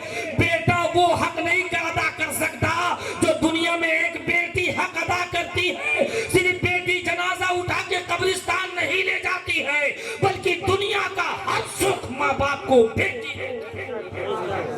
اس لیے بیٹیوں سے ماں باپ کو پیار ہوتا ہے، کوئی بیٹا دل پہ نہیں لے گا، جو حق ہے وہ سر چڑھ کے بولتا ہے۔ بیٹیاں سسرال سے اپنے اماں کے گھر 5 دن کے لیے آتی ہے، لیکن باپ کو 5 سال کا سکھ دے کر چلی جاتی ہے، اور بیٹا سال بھر گھر پہ ہوتا ہے لیکن ایک دن بھی ماں باپ کو سکھ نہیں دے پاتا ہے۔ یہ سچائی ہے، اس لیے کہ بیٹیوں کے خون میں وفاداری کی بو ہے، اس لیے بیٹیاں ماں باپ کو محبوب اس لیے بیٹیوں سے پیار کرو۔ شادی ہو جائے پھر بھی بیٹیوں سے، اپنے گھر چلی جائیں پھر بھی لڑکیوں سے محبت نہیں چھوڑو۔ 15 دن میں جب بھی موقع ملے بیٹیوں کے گھر پہ جایا کرو، اور جانے کے بعد ایسا نہیں کہ مہمان بن کے جاؤ بیٹیوں کا خرچہ کرو، نہیں، جاؤ کچھ لے کر کے جاؤ، اور جانے کے بعد بیٹیوں کو دیکھ کر کے مسکرا کر خوش ہو کر چلے آیا کرو۔ وہ بیٹی جب باپ کا چہرہ دیکھتی ہے تو اپنا عتیق، اپنا ماضی یاد کرتی ہے، یہی میرا باپ ہے جو انگلیاں پکڑ کے چلا کرتا تھا اور میں باپ کے گودوں میں کھیلا کرتی تھی۔ آج وہ باپ کا سناٹا گود چلا گیا، ماں کی ممتا بھری چھاؤں چلی گئی، آج میرے بچپن کا آشیانہ میرے گھر میں آ گیا۔ جب باپ بیٹے کے نظروں کے سامنے ہوتا ہے تو بیٹی سمجھتی ہے اب میں سب سے بہادر ہوں۔ اس لیے باپ کو چاہیے، ماں کو چاہیے کہ اپنے بیٹیوں کو خیر لیا کرے، اور جب ماں باپ مر جائیں بھائیوں پہ ضروری ہے کہ ماں باپ کی کمی کو پورا کیا کرے، بھائی بہن کے گھر جایا کرے، کچھ تحفے تحائف لے کر جایا کرے، اس لیے کہ بہنوں کو ماں باپ کے دروازے کی بڑی امید لگی ہوتی ہے۔ اور یہ بات آپ بھی نوٹ کر لیجئے کہ بیٹی چاہے شادی شدہ ہو جائے، 10 لڑکوں کی ماں ہو جائے، لیکن وہ اپنے ماں باپ کے گھر کی برائی کبھی سننا برداشت نہیں کرتی ہے، چاہے وہ شوہر کی زبان سے ہو، چاہے اپنے بیٹوں کی زبان سے ہو، ہمیشہ وہ ماں باپ کے چوکھٹ کی وفادار ہوتی ہے۔ یہی حال فاطمہ ام الخیر کا تھا، غوث اعظم کی اماں کا تھا۔ غوث اعظم نے ارشاد فرمایا میری اماں ولیہ ہے، جس کو جو دے دیا اللہ نے اسے پورا کیا۔ خاتون پلٹ کے گئی، جانے کے بعد سلام کیا، نانا مسکرائے، ارشاد فرمایا نوازے نے پتہ بتا دیا۔ خاتون آئی کہنے لگی حضور اگر میرے نصیب میں ہوتا تو میں یہاں کہے کو آتی، اب میرے نصیب میں نہیں تھا اس لیے میں چلی آئی، کوئی اولاد میری کوکھ میں جنم لے لے تاکہ بڑھاپے کا سہارا بن جائے۔ نانا نے کہا ٹھیک ہے، اگر تیرے مانگنے کا سلیقہ آ گیا ہے تو جا، تجھے میں نے ایک اولاد عطا کیا، جا 2 دیا، اور نواسے کی یاد آئی فرمایا جا 3 دیا، اور نانا مسکرائے جا 4 دیا، 5 دیا، 6 دیا، جا 7 دیا۔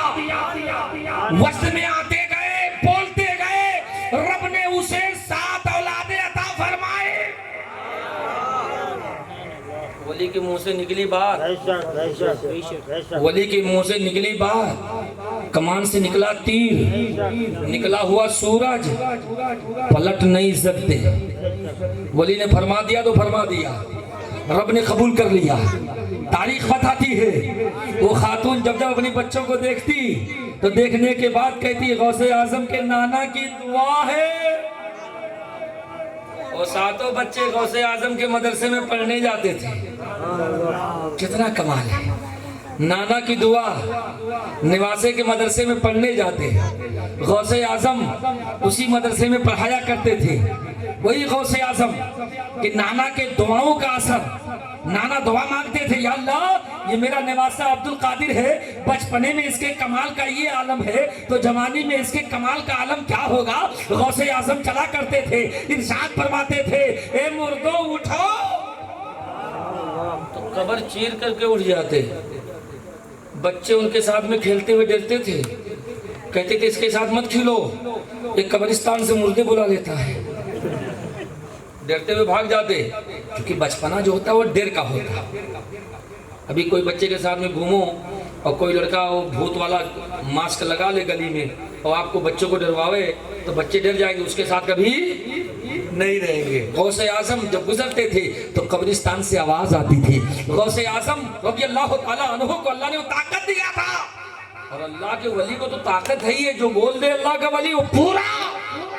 غوث اعظم اسی بغداد کے سرزمین پر منبر پہ ارشاد فرما رہے تھے قدمی حاضی علی رغبت کل ولی اللہ، میرا یہ قدم سارے ولیوں کے گردن پہ ہے، سر بھلا کوئی کیا جانے کے ہے کیسا تیرا، اولیاء ملتے ہیں آخر وہ ہے غوث اعظم کا قدم سارے ولیوں کے گردن پہ۔ خواجہ غریب نواز خراسان میں تھے، نماز میں تھے، بڑے پیر کا فرمان آیا، خواجہ غریب نواز نے فرمایا بل اللہ عینی والا راسی، عبد القادر آپ کا قدم صرف گردن پر نہیں ہے بلکہ میرے آنکھ پر ہے، میرے سر پر بھی ہے، گردن پہ نہیں، آنکھ پر بھی، سر پر بھی۔ سارے ولیوں نے کہا، ایک چٹان پر بیٹھے ولی تھے، انہوں نے کہا اچھا غوث اعظم کا قدم میرے گردن پہ، ایسا نہیں ہو سکتا۔ سب نے تسلیم کیا، جتنے ولی اس زمانے کے تھے سب نے کہا غوث اعظم کا قدم میرے کندھے پر۔ چٹان پر بیٹھے ایک ولی نے کہا نہ، میرے کندھے پر غوث کا قدم کیسے ہو سکتا ہے؟ اتنی بات غوث اعظم نے سنی، ارشاد فرمایا جاؤ، اگر میرا قدم تمہارے گردن پہ نہیں تو جاؤ تمہارے کندھے پر خنزیر کا قدم۔ جلال میں آگے بات نکل گئی تو نکل گئی۔ غوث اعظم نے فرمایا جاؤ، اگر میرا قدم تمہارے کندھے پر نہیں ہے تمہارے کندھے پر خنزیر کا قدم ہوگا۔ ان کا نام شیخ صنعانی ہے، صنعان کے رہنے والے تھے۔ شیخ صنعانی پہاڑ سے اترے، غوث اعظم کی زبان سے بات نکل گئی، شیخ صنعانی چلے، تمام اولیاء کرام نے پہاڑوں سے آواز دیا شیخ صنعانی کہاں؟ تو شیخ صنعانی نے کہا میرے کندھے پر غوث کا قدم نہیں ہوگا۔ چلتے رہے، میدان سے گزرتے رہے، آبادی کے قریب پہنچے، سورج ڈوبنے والا تھا، رات اپنی زلفیں بکھیرنے والی تھی، سیاہ چادر اوڑھ کر رات سونے والی تھی، سورج ابھی ڈوب جاتا قریب تھا۔ آبادی میں گھسے، ایک بہت بڑا گھر دکھائی دیا، اس گھر کے قریب گئے، سائے میں بیٹھے رہے۔ اچانک کیا دیکھا، گنگا سے غسل کر کے اسنان کر کے ایک خاتون آ رہی ہے، پالکی پہ سوار ہے، مشاطائیں اس کے گرد و نواح میں ہیں، خادمائیں اس کے آنگن کو پکڑے ہوئے ہیں، وہ اندر گیٹ سے داخل ہوتی ہے۔ شیخ صنعانی کی نظر پڑی، ان کے دل میں خیال آیا یہ اس گھر کی لگتا ہے یکلوتی مالکہ ہے، اس گھر کی رانی لگتی ہے، لگتا ہے مجھے اس سے شادی کر لینا چاہیے۔ ان کے دل میں شام کو یہ خیال پیدا ہوا۔ یہ منظر ماحول دیکھ کر کے شیخ صنعانی رات بھر وہی باہر سوئے رہے۔ جب صبح کا سفیدی نمودار ہوئی اور سورج نے اپنا چہرہ کھولا اور سورج بلندی پر آیا اور گیٹ کے کھولنے بند کرنے والے نگہبان نے دروازہ کھولا، آنے کے بعد باہر دیکھا تو ایک مسافر لیٹا ہے۔ اس گیٹ بان نے کہا، دربان نے کہا یہاں باہر کیوں لیٹے ہو؟ یہ باہر لیٹنے کی جگہ نہیں، مسافر خانہ نہیں ہے۔ اٹھایا، بھگا دیا۔ پھر لوٹ کر کے شیخ صنعانی آئے، آنے کے بعد کہنے لگے اس گھر میں کل میں نے شام کو ایک لڑکی کو جاتے ہوئے دیکھا تھا، آخر وہ لڑکی کیا کرتی ہے؟ تو اس گیٹ بان نگہبان نے بتایا، اس دربان نے بتایا وہ لڑکی اس گھر کی یکلوتی نور نظر ہے، وہ شام کو اسنان کرنے جاتی ہے اور صبح کو اسنان کرنے گنگا جاتی ہے، رات کے اندھیرے میں وہ آتی ہے۔ یہی معاملہ بتانے کے بعد شیخ صنعانی بیٹھ گئے۔ جب 10 بجے کے آس پاس کا ٹائم ہوا، جب نماز اشراق کا ٹائم ہوتا ہے، اس لمحے میں وہ لڑکی پھر اپنے کاشانہ اور بلڈنگ سے گھر سے نکلتی ہے اور اسنان کرنے کے لیے گنگا جاتی ہے۔ ان کی نظر پھر پڑی، انہوں نے دل میں تمنا کیا کہ میں اس سے شادی کر کے رہوں گا، کچھ بھی ہو جائے۔ یہی معاملہ دل میں تمنا لیے بیٹھے رہے۔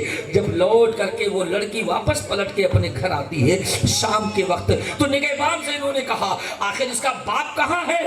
میں اس لڑکی سے نکاح کرنا چاہتا ہوں۔ نگہبان نے کہا اس کی لڑکی سے نکاح تمہارا نہیں ہو سکتا، اس لیے کہ یہ عیسائی لڑکی ہے، یہ عیسیٰ مسیح کا ماننے والی ہے اور تم مسلمان ہو، تمہارا نکاح محال ہے، دشوار ہے، تم نکاح نہیں کر سکتے ہو۔ تو شیخ صنعانی نے کہا مجھے اس کے باپ سے ملاقات کرنی ہے۔ شام کے وقت ملاقات کی اجازت ملی۔ شیخ صنعانی اس لڑکی کے باپ کے پاس گئے، جانے کے بعد کہا وہ لڑکی تمہاری ہے، میں اس سے نکاح کرنا چاہتا ہوں۔ تو باپ نے کہا ٹھیک ہے، بیٹی سے مجھے اجازت لینی ہے۔ بیٹی جب اندر آئی تو باپ نے جا کر بیٹی سے کہا ایک مسافر ہے تم سے نکاح کرنا چاہتا ہے، کیا تم اس کی اجازت دے رہی ہو؟ لیکن وہ لڑکا مسلمان ہے، وہ چہرے پہ داڑھی رکھے ہوئے ہے، کلمہ پڑھنے والا، اسلام کا ماننے والا مسلمان ہے۔ تو اس لڑکی نے کہا بابا میں شادی تو کر لوں گی لیکن میری 3 شرطیں۔ کتنی شرطیں؟ پہلی شرط تو یہ ہے کہ 40 دن تک اسے مسلسل شراب پینا ہوگا. دوسری شرط یہ ہے کہ اسے خنزیر چرانا ہوگا. اور تیسری شرط یہ ہے شادی کے بعد اس کو میرے مذہب میں رہنا ہوگا. یہ 3 شرطیں بتانے کے بعد بیٹی نے کہا میں تیار ہوں. اب شیخ صنعانی کو نگہبان نے بلایا. بلانے کے بعد کہا میری بیٹی تیار ہے, اگر تم نکاح کرنا چاہتے ہو تمہیں 3 شرطیں پوری کرنی پڑیں گی. 40 دن تمہیں مسلسل شراب پینا پڑے گا, اور تمہیں خنزیر جنگلوں میں چرانا پڑے گا, اور شادی کے بعد تمہیں مذہب اسلام کو تبدیل کرنا پڑے گا. شیخ صنعانی نے کہا کچھ بھی کرنا پڑے منظور ہے, لیکن میں شادی کر کے رہوں گا. لیکن یہ شادی کا پرمان لینے کے بعد شیخ صنعانی نے کہا ٹھیک ہے, لیکن اللہ کے ولی نے اپنی زبان سے کہہ دیا تھا جاؤ میرا قدم تمہارے گائے گا. قسمت کے تقدیر میں جو مقدر ہے اسے بھی اللہ بدل دیتا ہے, لیکن تقدیریں 2 قسم کی ہیں. ایک تقدیر وہ ہے جو بدلتی نہیں ہے, ایک تقدیر وہ ہے جو بدل جاتی ہے دعاؤں سے. اللہ کے ولی جو کہہ دے تو اللہ اسے بدل دیتا ہے. اب وہ شیخ صنعانی نے خنزیر کو لیا اور جنگل کی طرف چلے. شراب پیتے پیتے جنگل پہنچے, جنگل میں چلاتے رہے. تقریباً 21 دن گزر گیا, اور ان خنزیر میں کچھ خنزیر مونس جو تھے وہ حاملہ تھے. انہوں نے کچھ دنوں کے بعد بچہ دیا. اب جب ان جنگلوں میں خنزیر نے بچہ دیا, اب وہ بچہ جنگلوں میں چراتے رہے. اب وہ بچہ جب تھوڑا بڑا ہوا, چل بھی نہیں سکتا تھا, تو اس ساتھ میں رہنے والے لوگوں نے کہا اے شیخ یہ بچہ زمین پہ چل نہیں پا رہا ہے تو اس کو گود میں اٹھا لو, اس لیے کہ بہت سارے بچے ہیں, اس میں کچھ بڑے کچھ چھوٹے ہیں, تو جو چلنے کے قابل نہیں ہے ان کو گود میں لے لو. شیخ صنعانی نے کہا ہاں بات تمہاری پتے کی ہے. بچے کو گود میں اٹھایا, کچھ دور لے کر چلے, تھک گئے. تھکنے کے بعد اس نے بچے کو گردن پہ کندھے پہ لادا اور کچھ دور لے کر چلے. اب جب چلتے رہے ایک اللہ کے ولی کی نظر پہاڑ کے چٹانوں سے پڑی. دیکھا کہ ایک اللہ کا ولی اپنے کندھے پر خنزیر لادے ہوئے آواز دیا اے شیخ صنعانی یہ تم نے کیا کر لیا؟ میرے کندھے پر خنزیر کا قدم ہے. میں نے غوث کے زمانی سنا تھا اگر تیرے کندھے پر میرا قدم نہیں تو جا تیرے کندھے پر خنزیر کا قدم ہوگا. غوث کی دعا اللہ نے قبول کر لیا. شیخ صنعانی نے جب یہ بات سنی خنزیر کے بچے کو پھینکا, دوڑ کے غوث کی بارگاہ میں آئے, قدموں پہ گرے, کہا سرکار معاف کر. یہ ہے ولی, زبان سے بات نکل گئی تو اللہ اسے قبول کر لیتا ہے. ایک واقعہ اور سنو کہ سلام پڑھ لیا جائے. سلام پڑھ لیا جائے.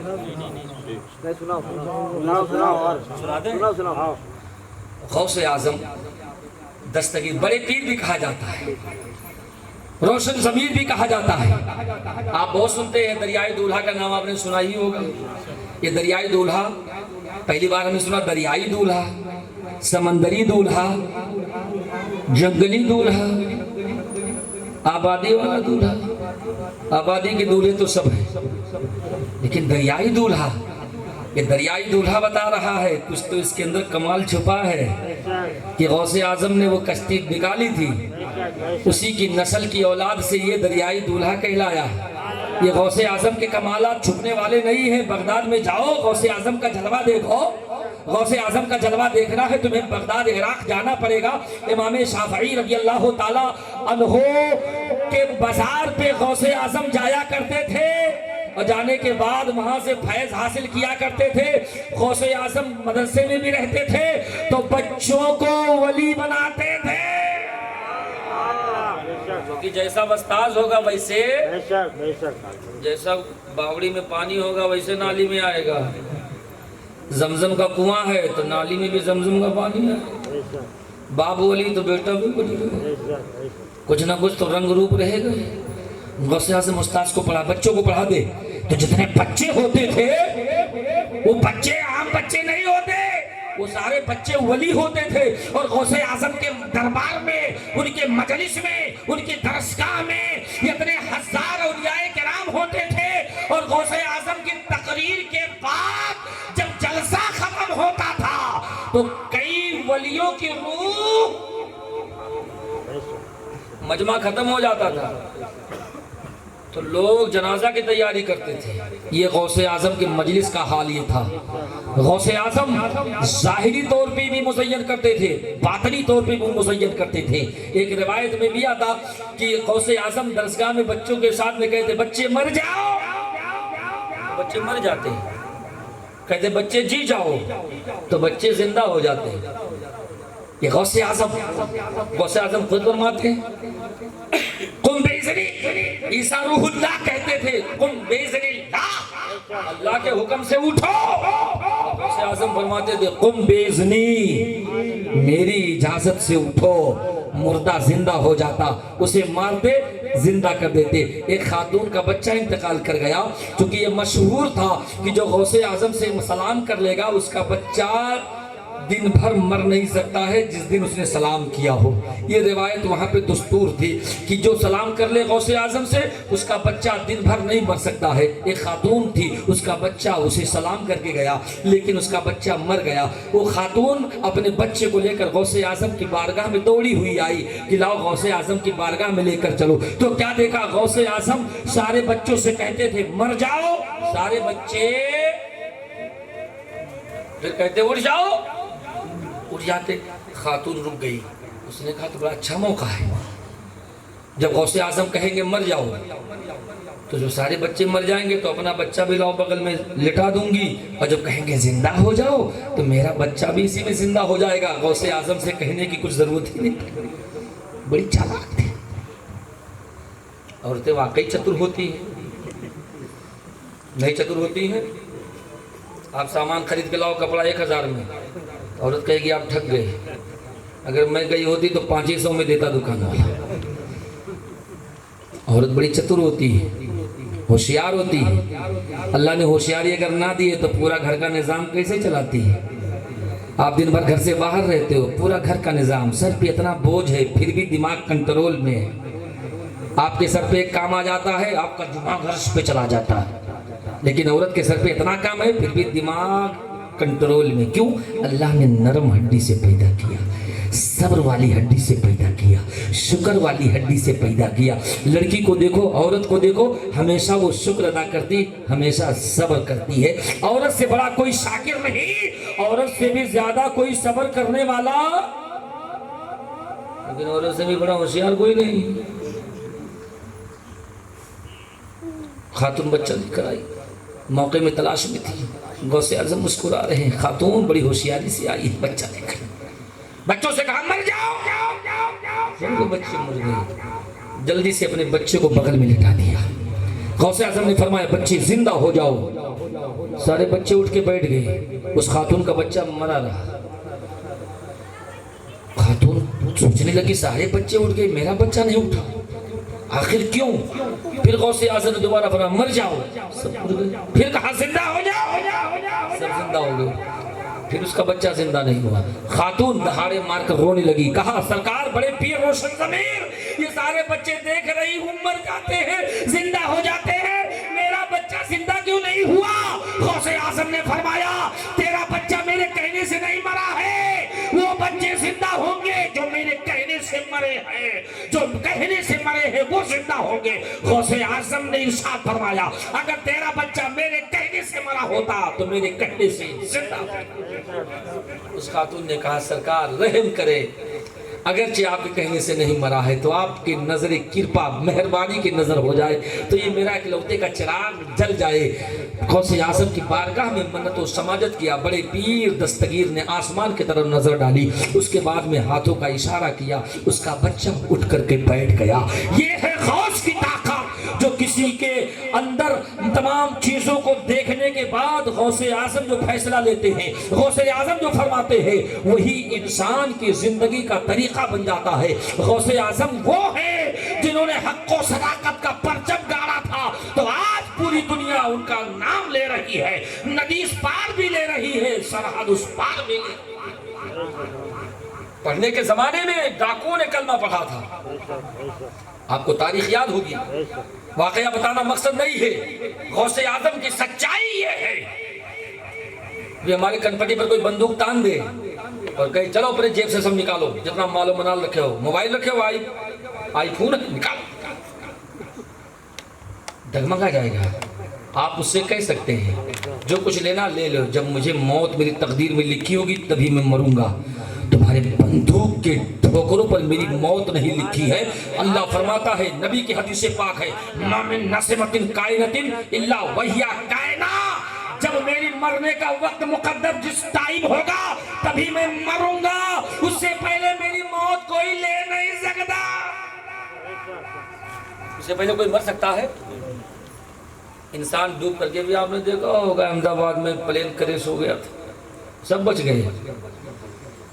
ایک آدمی کود گیا، بچا کہ نہیں بچا؟ بچا نا.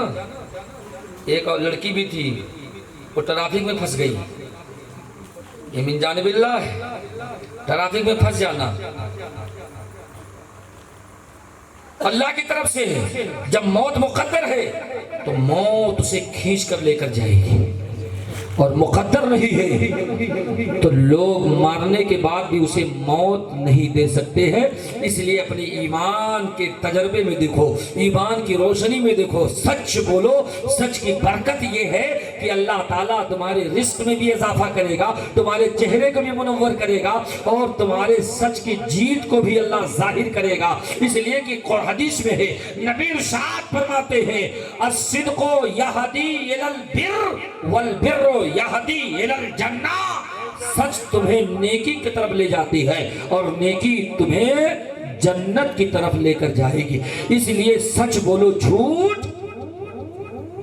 ان کی اماں نے وصیت کیا تھا، بیٹا جھوٹ کبھی نہیں بولنا، سچ بولنا. بچے من کے بدھی ہوتے ہیں.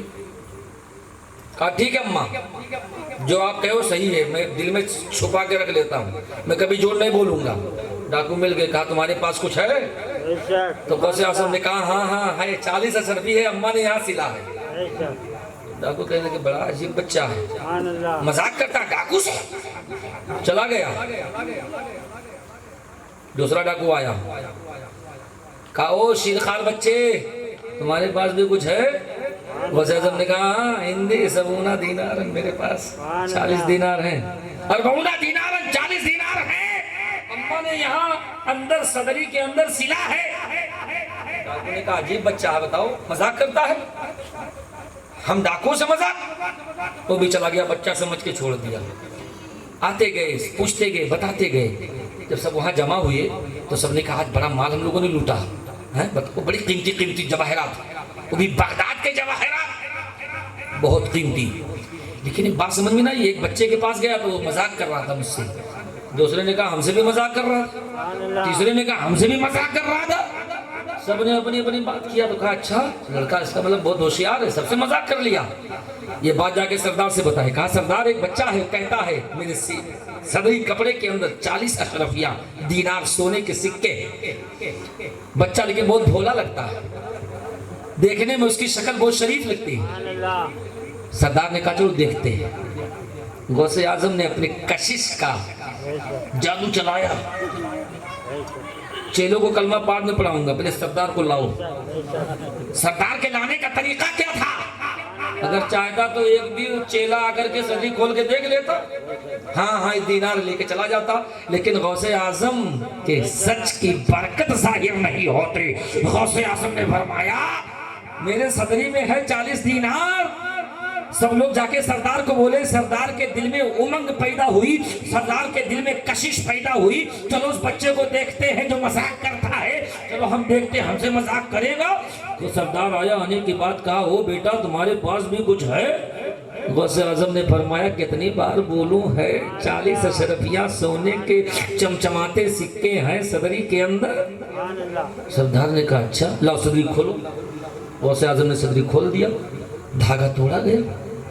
دیکھا سردار تعجب میں ہو گیا. کہا بیٹا لوگ ڈاکوؤں سے چوروں سے اپنے مال کو بچاتے ہیں، آخر تم نے بچایا کیوں نہیں؟ غوث اعظم نے کہا مجھے بال بچانے کی ضرورت نہیں تھی، مجھے اماں کی زبان بچانے کی ضرورت تھی. اماں نے کہا تھا جھوٹ نہیں بولنا، میں اماں کی زبان بچاؤں کہ 40 دینار بچاؤں. دینار تو دوبارہ میں کما لوں گا، اماں کی زبان دوبارہ نہیں کما سکتا، اس لیے اماں نے کہا تھا، وصیت کیا تھا، اس لیے میں جھوٹ نہیں بولا۔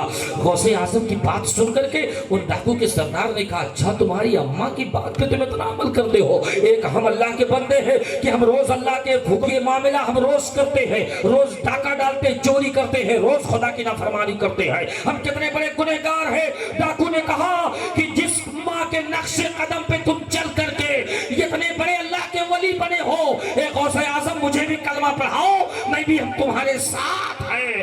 کلمہ پڑھ کے دامن اسلام میں داخلہ لیا تو تمام ڈاکوؤں نے کہا، سردار جب آپ کلمہ پڑھ کر مسلمان ہو گئے ہو تو ہم لوگ کیا کریں گے؟ آپ جب ڈاکو میں ہمارے سردار تھے تو کلمہ پڑھنے میں بھی آپ میرے سردار رہو گے۔ سارے لوگوں نے مل کر کے کلمہ پڑھا۔ غوث اعظم کی سچائی کو دیکھ کر کے، یہ ہوتے ہیں غوث جو اپنے سچائی کی بنیاد پر لوگوں کے دلوں کو پھیر دیا کرتے ہیں۔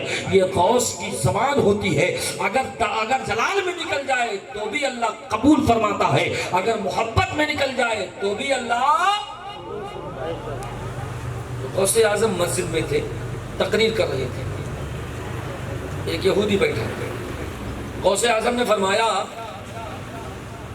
کہ نبی ایک لمحے میں معراج پر گئے، ایک لمحے میں واپس آئے، بستر گرم رہا، دروازے کی کنڈی ہلتی رہی، لمحے میں گئے لمحے میں آئے۔ تو مجمع میں سارے ولیوں نے کہا بات صحیح ہے، لمحے میں گئے واپس آ گئے، نبی لمحے میں معراج پر گئے۔ ایک یہودی بیٹھا تھا دور، اس نے کہا یہ کیسے ہو سکتا ہے؟ اتنا لمبا سفر گئے، جنت دوزخ تمام جگہوں کی سیر کیا، واپس آئے، اتنا ٹائم لگا، بستر بھی گرم رہا، یہ کیسے ہی؟ مسجد اقصی میں نماز بھی پڑھائی، اتنا ٹائم لگا، بستر گرم رہا، کنڈی ہلتی رہی دروازے کی، یہ تو میری عقل میں بات نہیں آ رہی۔ یہ بات عقل میں آ رہی کہ نہیں آ رہی؟ ارے بولو باؤ، نہیں آ رہی ہے؟ نہیں آ رہی؟ آ رہی ہے؟ آ رہی ہے کہ نہیں آ رہی؟ آ رہی ہے، ابھی آئی نہیں، راستے میں۔ اگر نہیں آ رہی ہے تو قرآن سے پوچھا جائے تو قرآن جب کہہ دے گا تو سب کو آ جائے گی۔ تخت بلقیس اٹھانے کی جب بات چلی تھی تو سلیمان نے اپنے تمام بڑے بڑے طاقتور بیر بلوں سے کہا تھا، جاؤ تخت بلقیس لاؤ، بلقیس کے آنے سے پہلے تخت بلقیس کو پتا چلے کہ میں نبی ہوں، کیونکہ بلقیس 2 مرتبہ تحفہ بھیجا کہ پتا کریں یہ نبی ہیں کہ نہیں، اور 1 مرتبہ تحفہ بھیجا پتا کریں کہ یہ بادشاہ ہے یا نبی ہے، تحفہ بھیجا۔ حضرت سلیمان علیہ السلام بھاگ گئے، جو نبی ہوتا وہ دل کے حال کو بھی جان چاہ ٹٹول لیتا ہے۔ حضرت سلیمان علیہ السلام نے مجمع میں صرف طاقتور بیربل سے کہا کہ تخت بلقیس اٹھا لاؤ، بلقیس میرے دربار میں آ رہی ہے، اور میں چاہتا ہوں کہ بلقیس تخت کو دیکھ کر حیران ہو جائے اور میرے نبوت کا اقرار کر لے۔ ایک قوی الہیکل جنات کھڑا، اس نے کہا حضور میں لے آؤں گا۔ قرآن فرماتا ہے قال عفریت من الجن، ایک جنات بولا انا آتیک بی قبل ان تقوم من مقامک، حضور آپ اجازت دیں میں لے آؤں گا۔ کہا کب تک؟ کہا جب سے آپ کا یہ دربار لگتا ہے اور جب ختم ہوتا ہے اتنے دیر میں لے آؤں گا۔ صبح سے لے کر دوپہر تک کا مجمع لگتا تھا حضرت سلیمان کا، اتنی دیر میں لے آؤں گا۔ تو آپ نے ارشاد فرمایا تو بڑا ٹائم ہو گیا، کم وقت میں کون لائے گا؟ تو جنات سب سائلنٹ تھے، ایک آدم کی اولاد کھڑا ہوگا، جنات سائلنٹ، ایک آدم کی اولاد کھڑا ہوگا، اور وہ بھی جاہل نہیں، عالم پڑھا لکھا عالم کھڑا ہو کر بولا حضور اگر اجازت دے تو میں لے آؤں۔ قرآن کہتا ہے قال الذی عنده علم من الکتاب، وہ بندہ بولا مجمع سے کھڑا ہو کر جس کے پاس کتاب کا علم تھا، یعنی وہ عالم تھا جو مجمع سے کھڑا ہوا، اس نے کہا سلیمان علیہ السلام اگر آپ کہو تو میں جاؤں۔ سلیمان علیہ السلام نے کہا وہ جنات اتنا طاقتور بیربل قوی الہیکل وہ صبح سے لے کر دوپہر لگائے گا لانے میں، اور تم تو آدم کی اولاد ہو۔ تو اس انسان نے کہا سلیمان علیہ السلام میں آدم کی اولاد تو ہوں لیکن میں عالم ہوں، کتاب کا علم رکھتا ہوں۔ سلیمان علیہ السلام بولو اگر آپ حکم دو تو میں لے آؤں۔ سلیمان بولے کتنے دیر میں لاؤ گے؟ تو عالم آدمی نے کہا اے سلیمان علیہ السلام اناتی کا قبل ان یرتد الیک طرفک۔ یہ قرآن کی آیت کریمہ ہے۔ عالم دین نے کہا سلیمان ہم تمہارے پاس تخت بلقیس لے آئیں گے پلک جھپکنے تک میں، جنات لائے گا صبح سے دوپہر تک میں۔ عالم کہہ رہا ہے میں لاؤں گا پلک جھپکنے میں۔ سلیمان تم پلک جھپکو تخت بلقیس تمہارے سامنے ہو۔ اب بتاؤ کہاں شہر سبا، کہاں سلیمان علیہ السلام؟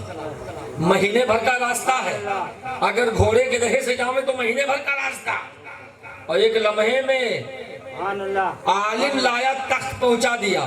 یہ قرآن بیان کرتا ہے، قرآن کہتا ہے، قرآن تخت اٹھایا۔ اب بتاؤ اتنا بھاری تخت تھا کہ آج کے زمانے میں اگر 20-25 JCB لگا کر اٹھاتے تو بھی نہیں اٹھ پاتا، اتنا بھاری۔ اور اکیلے وہ لایا کیسے؟ ایک تو جلدی لایا اور اتنا بھاری بوجھ اٹھایا، اٹھا کے لا کے پہنچایا۔ یہ اس کی طاقت، یہ اس کے کرامت کا اعلان ہے۔ اب قرآن کہتا ہے لمحے میں گیا، لمحے میں پہنچایا۔ ارے جب عام آدمی جا سکتا ہے تو جو احمد مختار ہے وہ لمحے میں معراج پہ جا سکتا ہے واپس۔ غوث اعظم بیان کر رہے تھے، سب نے مانا۔ ایک یہودی مجمع میں تھا، اس نے نہیں مانا، کہا یہ میرے بات عقل میں نہیں آ رہی ہے۔ یہودی اٹھا اپنے گھر گیا، جانے کے بعد کہا میں نہیں مانتا۔ یہودی گھر گیا، جانے کے بعد گھر پہنچا، پہنچنے کے بعد بیگم گدڑی میں دھاگے ڈال رہی تھی۔ راستے میں گیا، مچھلی لیا، مچھلی خریدا، خرید کر کے لے کر گیا، بیگم کے سامنے رکھا۔ کہا بیگم جلدی سے مچھلی بناؤ، آج موڈ بہت خراب ہے، مسئلہ بہت تیز دماغ میں چلا گیا، ایسا مسئلہ دماغ میں گیا جو مسئلہ میرے عقل میں سمجھ میں نہیں آ رہا ہے۔ آخر بیگم نے کہا میرے سرتاج کیا پریشانی ہے؟ کہا آج بڑے پیر مسجد میں تقریر کر رہے تھے کہ نبی ایک لمحے میں معراج پر گئے اور واپس چلے آئے، یہ بات میرے عقل میں نہیں اتر رہی ہے۔ یہ معاملہ سنتے ہی سنتے یہودی اپنی